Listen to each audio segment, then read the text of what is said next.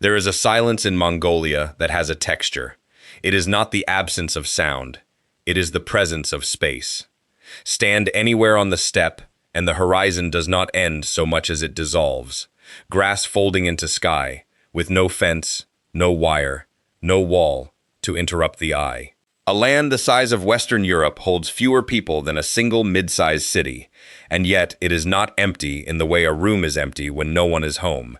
It is empty the way a held breath is empty, full of what is about to happen, or what has already passed through. For 3,000 years, this ground has been walked, ridden, prayed over, and buried in. Empires rose from these grasses and rode outward to remake the map of the known world. Then the empires receded, like a tide pulling back from sand, and the grass simply grew over the hoofprints. What remains is not ruin, not exactly. It is memory, wearing the shape of an open country. This is a journey across that memory, through desert and steppe, through felt tents and glass towers, through the bones of a dead empire and the breath of a living one. Begin where Mongolia begins, not at a border checkpoint, but at the edge of a herder's camp, where the land still measures time the way it always has, by the movement of animals. A woman kneels beside a fire built from dried dung, the only fuel this treeless country reliably offers, and the smoke curls upward without hurry, the way smoke does when there is nowhere else it needs to be. Nearby, a boy of perhaps 9 sits a horse bareback, guiding a herd of goats with nothing but a low whistle, and the certainty of someone who has done this since before he could walk unassisted. This is not a demonstration staged for visitors. It is Tuesday. Roughly a third of Mongolia's population still lives this way, moving with the seasons between winter camp and summer pasture, a rhythm anthropologists call transhumance, and Mongolians simply call life. The round felt tent Westerners often mislabel with a Russian word, can be dismantled in under an hour and raised again just as fast. A piece of architecture engineered not for permanence, but for motion. Everything inside it faces a single point. The stove at the center, the axis around which the whole small universe of the household turns. There is a story told here, passed between grandmothers and grandchildren, long before it was ever written down, about the sky god Tengri, who is said to have given the Mongols not a kingdom, but a horizon, an endless one, so that no matter how far they rode, they would never quite arrive at its edge. It is easy to dismiss this as folklore. It is harder to dismiss once you have stood in that grass yourself and felt how the story and the land seem to explain each other. The wind moves through everything here, through the grass, through the felt walls of the ger, through the lungs of the animals that outnumber the people 15-1. It carries dust from the south and cold from the north, and it does not stop to apologize for either. Then, abruptly, the grass gives way to concrete. Ulaanbaatar holds nearly half of Mongolia's entire population inside a single sprawling bowl of a valley, and the contrast with the countryside is not gradual. It is a seam, a hard edge where nomadic life meets Soviet-era apartment blocks, meets glass-fronted mining headquarters, meets, on the outskirts, entire hillsides of ger settlements where displaced herders pitch their traditional tents beside power lines they cannot always afford to use. Why, in the 21st century, does one of the world's least densely populated nations also contain one of its most crowded capitals? The answer sits in the ground itself. Copper, coal, and gold have drawn mining wealth into Mongolia at a pace the country's institutions have struggled to absorb, while a string of brutal winters, zoods they are called, when ice seals the grass beneath it, and herds starve by the hundreds of thousands, has pushed families off the steppe and into the capital, often with nothing but what they could load onto a truck. In the ger districts that ring the city, the felt tents that once symbolized a way of life instead symbolize its unraveling. Smoke from raw coal, burned for warmth in tents never designed for an urban winter, has made Ulaanbaatar's air among the most polluted on Earth for several months each year. The irony sits heavy. A people once defined by open air are now, in the city their ancestors never built for permanence, breathing some of the densest air on the planet. And still, threaded through the traffic and the smoke, older rhythms persist. Elderly women spin prayer wheels outside Gandan Monastery, murmuring mantras their grandmothers murmured under different rulers, different flags, different centuries. Buddhism here survived Soviet purges that flattened monasteries and executed monks by the thousands in the 1930s, survived by going quiet, by hiding in memory the way a seed hides in frozen ground, waiting. South of the capital, the grass thins, browns, and finally surrenders to sand. The Gobi is not, contrary to its cinematic reputation, an ocean of dunes. Most of it is flat, stony, and the color of old bone, interrupted by outcrops that look less like desert and more like the exposed skeleton of the earth itself.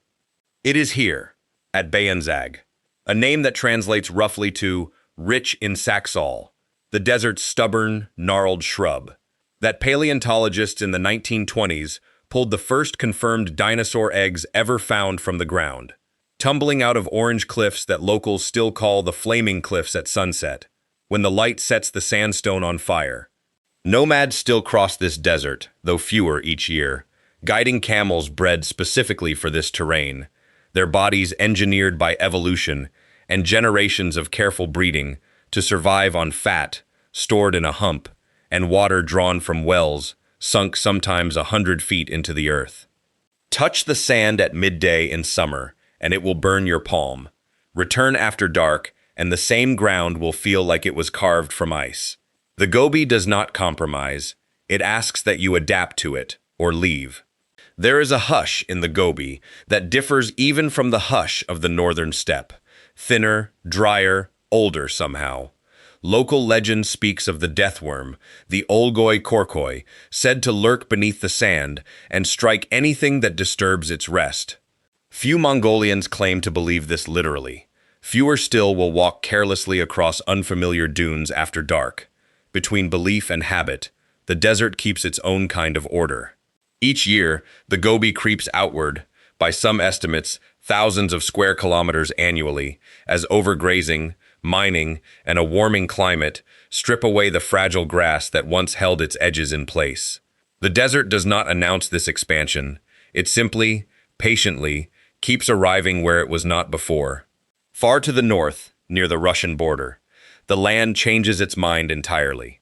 Kovsgol Nur, sometimes called the Blue Pearl, holds nearly 2% of the entire world's fresh water in a single glacial basin, ringed by pine forest and snow-capped peaks that would look more at home in Siberia than in the popular imagination of Mongolia as endless dry grassland.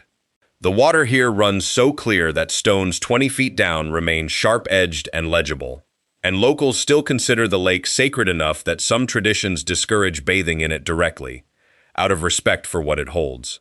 Along its shores live the Tatan, the reindeer people, among the last communities on Earth who still herd domesticated reindeer as their primary way of life. There are perhaps a few hundred of them left, split between summer and winter camps, migrating not by season alone, but by the reindeer's own need for lichen, which strips a pasture bare within weeks and forces the herd, and the humans bound to it, to move again.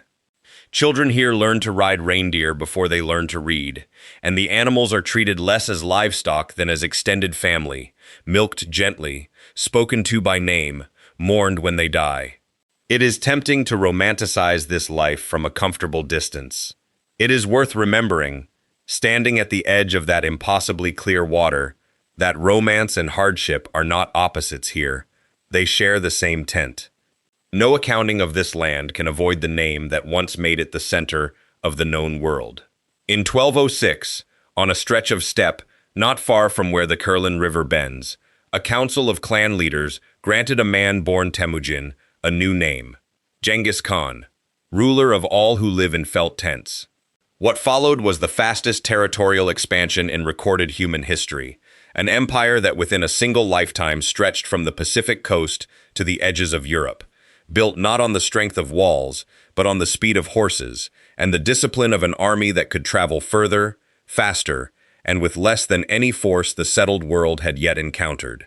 At Karakoram, the empire's short-lived capital, almost nothing remains standing today except a scatter of stone turtles and the walls of a later Buddhist monastery, Zoo, built in the 16th century, partly from the recycled stones of the vanished capital itself.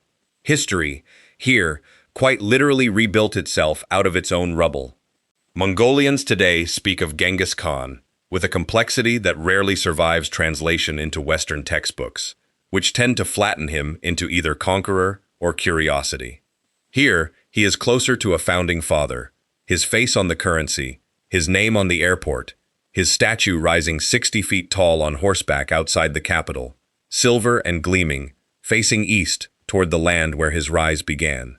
Whether the world remembers him as a destroyer or an architect of connection, his empire, after all, opened trade routes that moved silk, ideas, and disease alike from Beijing to Budapest. Mongolia remembers him, simply, as its own. Once a year, in the heat of July, the whole country seems to exhale at once. Naadam, the three manly games, though wrestlers, archers, and jockeys alike now include women in growing numbers, traces its roots to military tournaments that predate Genghis Khan himself, gatherings once used to select and harden warriors for campaign. Today, the wrestling ring fills with men in tight embroidered vests, open at the chest by tradition. Some say to prove, after one legendary match centuries ago, that no woman had ever infiltrated the competition.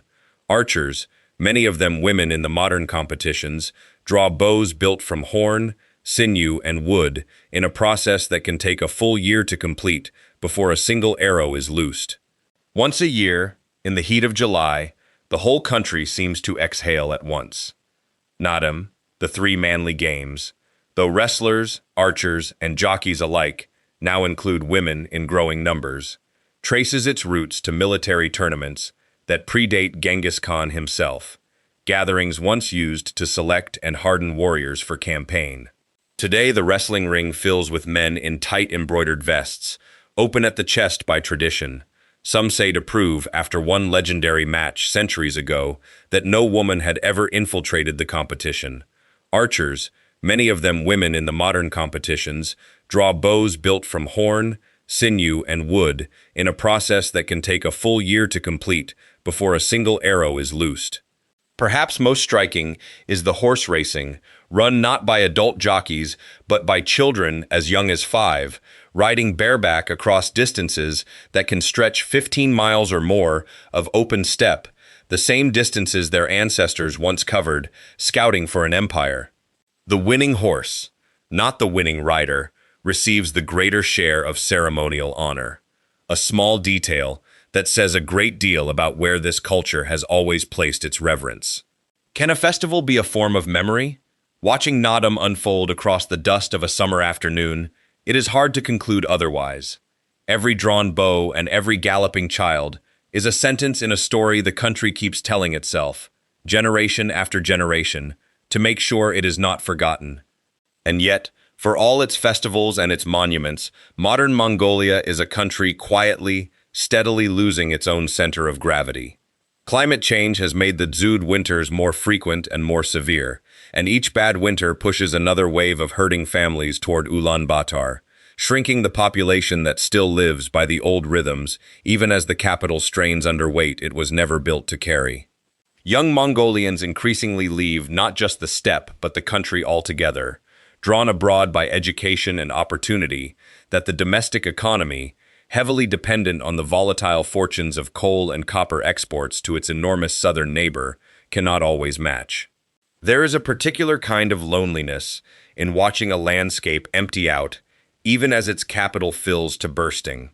The grasslands that once supported millions of grazing animals, and the families who followed them, now stretch, in places, unbroken and unattended for days of travel in any direction.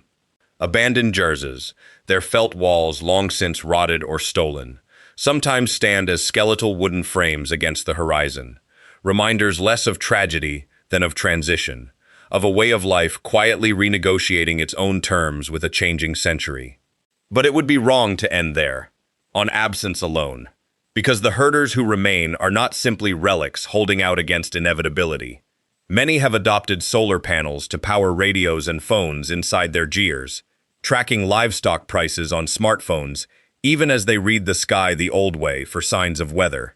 Tradition and modernity do not sit here as opposites so much as neighbors, sharing the same small stove, the same fire. At dusk on the steppe, the land performs its oldest trick. It makes the sky feel larger than the ground, until the two seem to trade places, and a person standing alone in that vastness feels not diminished, but somehow included in something far bigger than any single life. Mongolia is often described in the language of absence. Few people, few trees, few roads, few borders visible to the eye. But absence is not the same as emptiness, and emptiness, here, is not the same as nothing. It is room. Room for the grass to keep growing over old hoofprints. Room for a boy on a horse to whistle a herd of goats into the coming evening. Room for an empire's memory to settle quietly into stone turtles and monastery walls, and for a family's memory to settle into felt and smoke, and the particular blue of a lake that has held the sky, unchanged, for longer than any nation has existed to name it. The land does not need to be full to be alive. It only needs, as it has for 3,000 years, someone willing to listen to what the wind still carries across it.